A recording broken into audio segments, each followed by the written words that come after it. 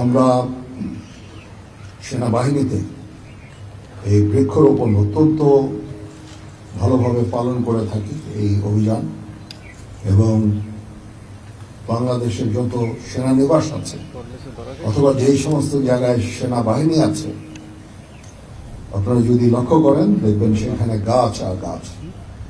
আমরা খালি বৃক্ষরোপণই করি না, বৃক্ষগুলোকে সংরক্ষণ করি, নার্চার করি, এবং এর ফলে সমস্ত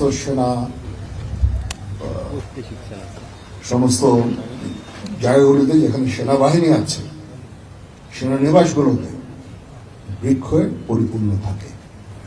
তো আপনারা শুনলেন 11,35,36,000 বৃক্ষ আমরা সারা বাংলাদেশের বিভিন্ন সেনানিবাসে, জনশিরিতে আমরা রোপণ করব।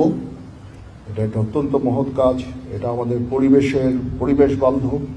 এখানে অক্সিজেন জেনারেট হয়, এই গাছ থেকে অক্সিজেন জেনারেট হয় এবং পরিবেশের সুরক্ষা দেয়। তো এই জন্য এটা আমরা অত্যন্ত গুরুত্বের সাথে আমরা এটা পালন করে থাকি।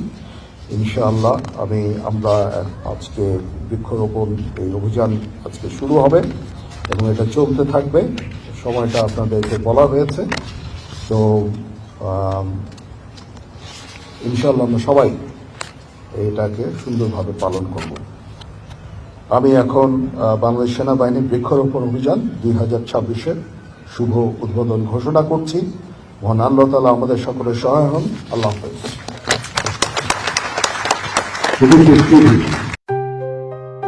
JBS Holdings Limited।